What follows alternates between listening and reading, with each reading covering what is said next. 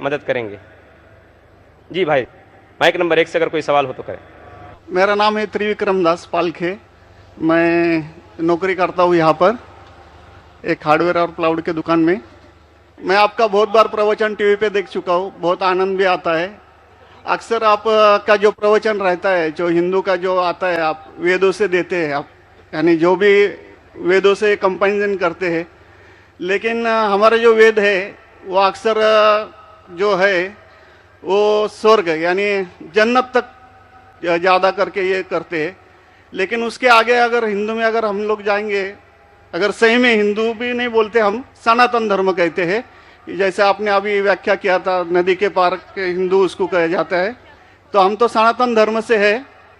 तो सनातन धर्म में हमारा जो आता है, जो भगवत गीता, जैसे आपके अंदर जो ये है, जैसा बाइबल का आपने, इस्लाम का ये है, कुरान है, तो इसी तरह हमारा भगवत गीता है। और जो भगवान के बारे में जानना है, यानी अल्लाह के बारे में जानना है, तो अगर हमारा है तो भागवतम है।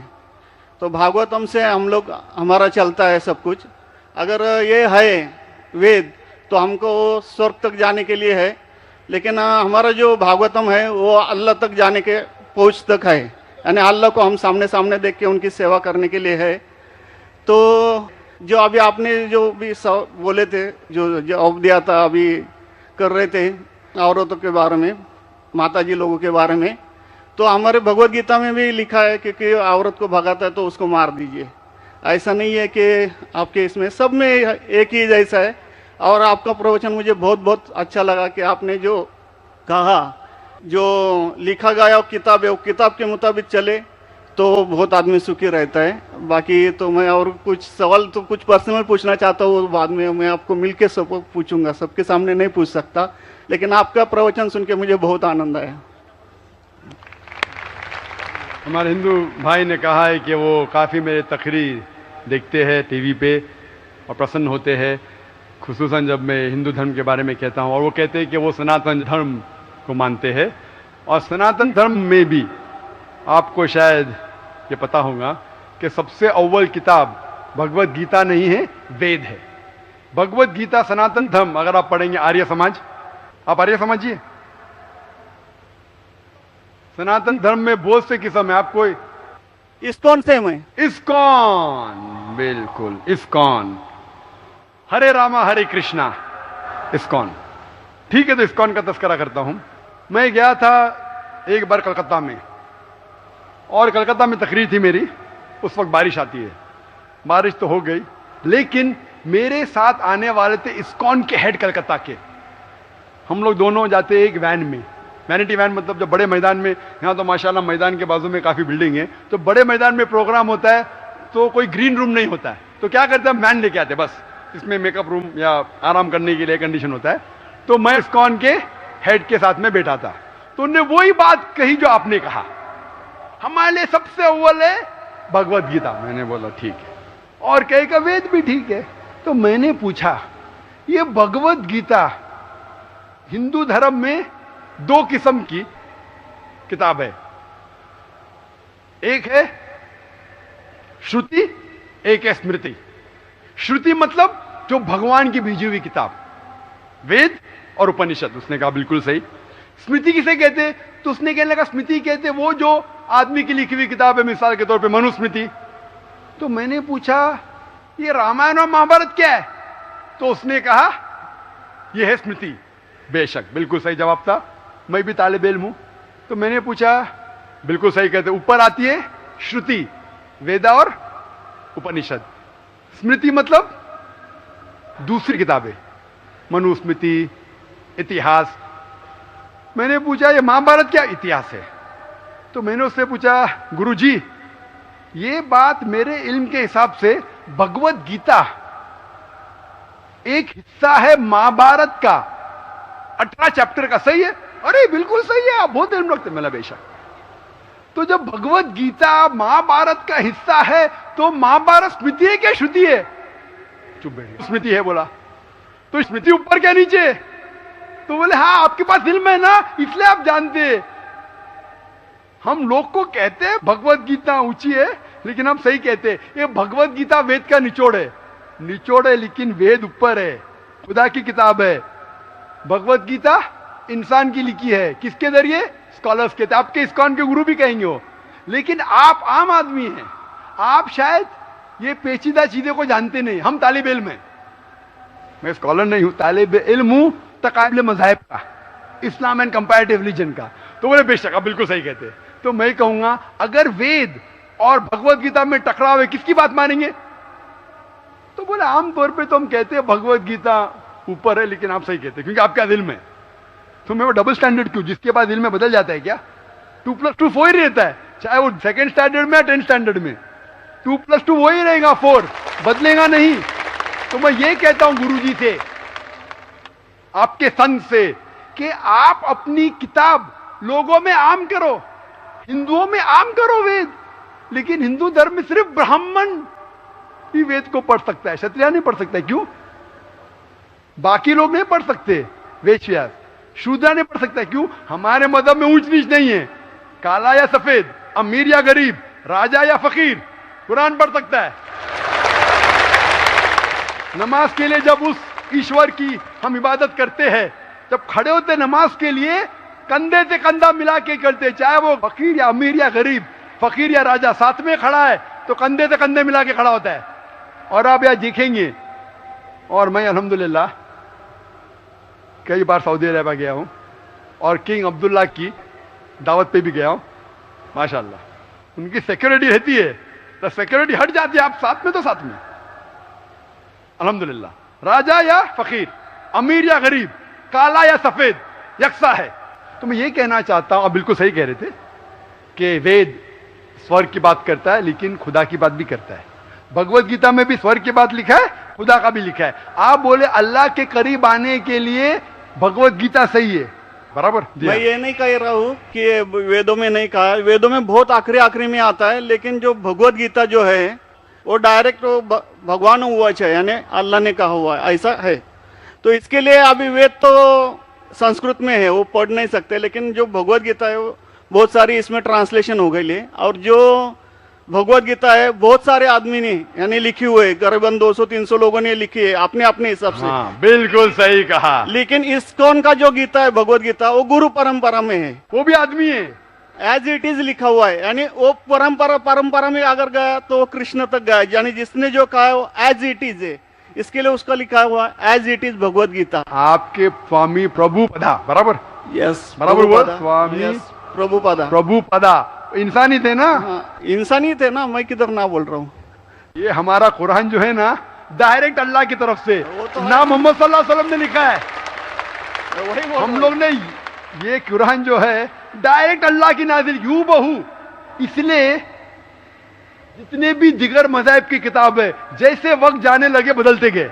आप बिल्कुल सही कहते, 300 किस्म की किताब है, बाइबल सैकड़ों किस्म, हमारे IRF में 200 किस्म की बाइबल है। आप किस में मानेंगे? कुरान आप लो, कोई भी कुरान लो, इंडिया में, अमेरिका में, यूके में, हिंदुस्तान में, पूना में, हूबहू वही है।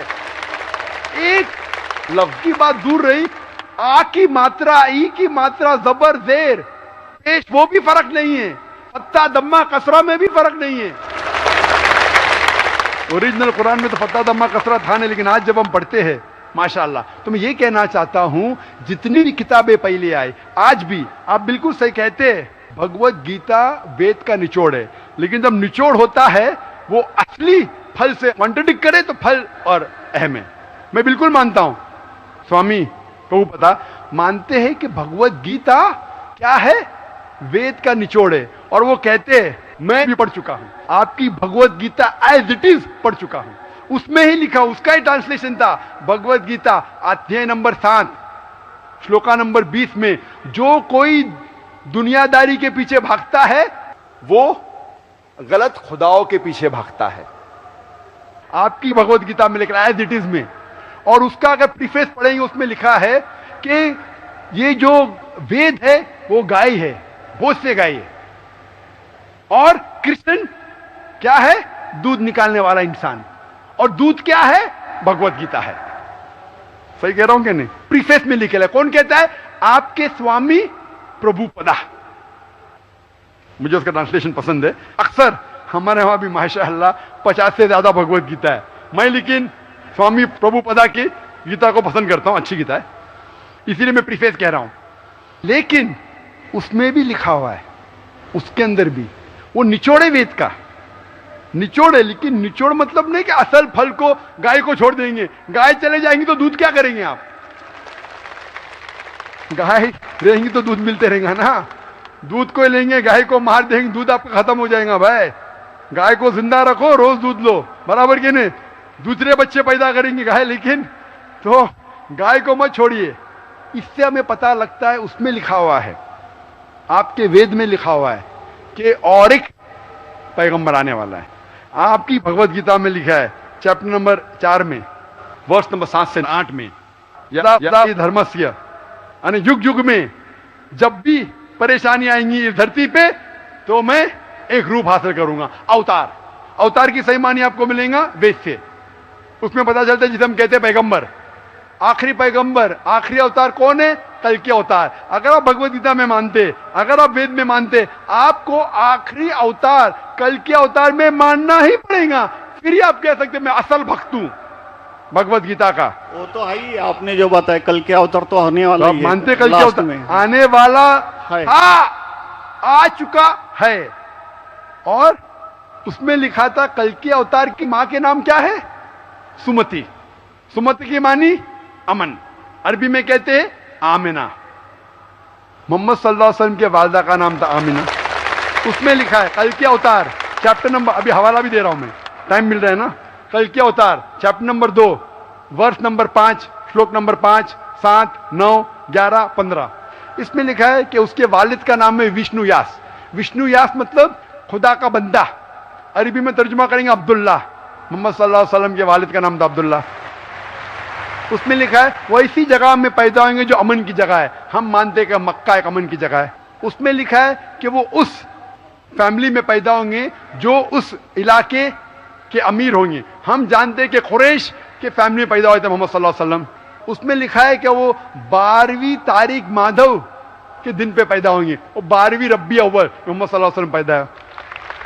आगे आप पढ़ेंगे वेद में लिखा है कि उसके 4 करीब दोस्त थे, जिसका मैं जिक्र किया हूं। 4 करीब दोस्त मोहम्मद सल्लल्लाहु अलैहि वसल्लम के थे, जो हजरत अबू बकर, हजरत उमर, हजरत उस्मान, हजरत अली। मैं अल्लाह भी मौल, अल्लाह ताला की रहमत सब पे हो। किसके बारे में जिक्र करें? उनको सबसे पहली जो वही आएंगी वो आएंगी एक गार के अंदर। हम जानते हैं मोहम्मद सल्लल्लाहु अलैहि वसल्लम सबसे पहली वही आए गारे हिरा में। फिर वो करेंगे हिजरत, नॉर्थ की तरफ फिर से वापस आएंगे। मोहम्मद सल्लल्लाहु अलैहि वसल्लम हिजरत की मदीना जो नॉर्थ के ऊपर है, फिर से वापस आए। मैं तो 1 घंटा सिर्फ तस्करा कर सकता हूं मोहम्मद सल्लल्लाहु अलैहि वसल्लम हिंदू धर्म में, वक्त नहीं है। तो ये पूछना चाहता हूं, आप मानते क्या इस कल के अवतार में? आप मानते मोहम्मद सल्लल्लाहु अलैहि वसल्लम आखिरी पैगंबर है? मैं तो कुरान 3 बार पढ़ा हूँ साहब, मैं तो मानता हूँ कुरान को, वो बात नहीं है। मानना सिर्फ जरूरी नहीं, अमल करना जरूरी है। मैं कहूंगा मैं खुदा को मानता हूं, खुदा की बात पे अमल ना करता हूं तो बेकार है। मैं कहता हूं मैं मेरे वालिद से बहुत मोहब्बत करता हूं, वालिद की बेइज्जती करता हूं, वालिद की बात नहीं मानता हूं, वालिद से बदतमीजी करता हूं, तो क्या फायदा? आप समझ रहे ना? समझ रहा हूं मैं, लेकिन आपने कुछ पहले ही अभी 10-15 मिनट पहले ही आपने कहा था कि जो भी है, कुरान है, वेद है और बाइबल है, कि जो जो उसमें लिखा हुआ है खुदा ने उसके ऊपर अमल करना चाहिए। तो मैं अपने इससे अमल करता ही हूँ, जो कुछ मानता तो हुई है खुदा एक ही है करके, वो तो मानता ही है। बिल्कुल मैं नहीं बोल रहा कि आपके लिए कोई खुदा अलग है, मेरे लिए कोई अलग है, या ईसाई के लिए कुछ अलग है। आप सनातन धर्म के हैं, मैं जानता हूँ सनातन धर्म में एक खुदा को मानते हैं। वो मानते खुदा की प्रतिमा नहीं, अक्स नहीं है, बराबर ये मानते। लेकिन मैं ये जानना चाहता हूँ, आप कल के अवतार में आप मेरे सवाल को घुमाओ मत। मैं जानता हूं, नहीं है मैं ये जानता हूं, सनातन धर्म के बारे में जानता हूं। पहले स्टेज में आप पास कर चुके, एक खुदा में मानते, बिल्कुल सही। मैं ये बात जानना चाहता हूं कि उस खुदा के अवतार पैगंबर, आखिरी पैगंबर में आप मानते हैं क्या नहीं मोहम्मद सल्लल्लाहु अलैहि वसल्लम? ये मेरा सवाल है। यानी मोहम्मद पैगंबर को आप मानते कि वो आखिरी पैगंबर थे क्या नहीं मानते? वो तो मानता हूँ मैं, मुझे मालूम है ना मोहम्मद पैगंबर आखिरी थे मोहम्मदन में। वो तो मानता ही हूँ। मोहम्मदन में ने आपके लिए, सबके लिए है ना। बिल्कुल सही। तो कोई धर्म, कोई एक मजहब का थोड़ी रहता, गुरु तो सबके रहता है। वो एक मजहब का थोड़ी गुरु रहता है कि वो एक मजहब के लिए, वो सब मजहब के लिए गुरु रहता, तो मानता ही मैं उसको। बिल्कुल सही। लेकिन ये कहना कि सब मजहब यकसा है हूबहू, ये सही नहीं। यकसानियत है, इसीलिए मैंने कहा यकसानियत पे अमल करो। आप बोलेंगे मैं सब हिंदू चीज पे अमल करूंगा, कई हिंदू जाते बुत परस्ती करने के लिए, आप नहीं करते, अच्छी बात है अल्हम्दुलिल्लाह, इसीलिए मैं आपको कांग्रेचुलेट करता हूं। आप बुत परस्ती नहीं करते, मैं आपको कांग्रेचुलेट करता हूं, मैं कांग्रेचुलेट करता हूं, क्योंकि सनातन धर्म बुत परस्ती नहीं करता है। अल्हम्दुलिल्लाह सुम्मा अल्हम्दुलिल्लाह आप आधे इम्तिहान में सफलता पा गए। अभी ये पूछता हूं मैं, जैसे आपने कहा आप अगर मोहम्मद सल्लल्लाहु अलैहि वसल्लम को आखिरी पैगंबर मानते हैं तो उसके पैगाम पे अमल करना जरूरी है। सिर्फ पैगाम को पढ़ना जरूरी नहीं, पैगाम पे अमल करना जरूरी है। अगर मैं कहता हूं मानता हूं लेकिन अमल नहीं करता तो कोई फायदा नहीं। तो ये होता है कि अपने मन से खुदा की बात जो आखिरी पैगाम है कुरान शरीफ और आखिरी पैगंबर मोहम्मद सल्लल्लाहु अलैहि वसल्लम में मानना जरूरी है, फिर ही आप सही तरीके से मजहब को पहचान सकेंगे। Hope that answers the question. नहीं, थैंक यू। कुछ बोलेंगे आपको? मुझे ये कहना चाहिए था, अभी आप बोल रहे थे अमल करना चाहिए, अमल करना चाहिए, तो मैं मोमिन बनने का पूरा कोशिश किया, क्योंकि मैं वो मोमिन का क्या रहता है वो 3-4 इसमें सुन चुका हूँ। मोमिन का क्या रहता है? मोमिन का जो बताया था ना, क्या जो रीजन जो कैसा रहता है मोमिन, कैसा रहता है मैं जानना चाहता हूँ। नहीं, मैं इतना याद में जितना रखा हूँ मैं जो भी याद नहीं सकता है, जो भी याद है बोल लीजिए, नो प्रॉब्लम। जो कमी है मैं पूरी कर लूंगा। नहीं यार, जान लीजिए, अगर दूसरे को भी क्वेश्चन पूछना है, मैं आपसे मोहब्बत करता हूँ, मैं आपको पर्सनली मिलता हूँ बाद में। अच्छा, बाद में मिलेंगे स्टेज के बाद इंशाल्लाह। ठीक है, हरे कृष्णा। बहनों की तरफ से कोई अगर सवाल हो तो गैर मुस्लिम बहनों को तरजीह दी जाए, उनको पहले मौका दिया जाए। My name is Sneha Manoj Raizada. I'm studying. My question is, I want to convert into a Muslim. I'm following Islam for a year now, and I have a problem. My parents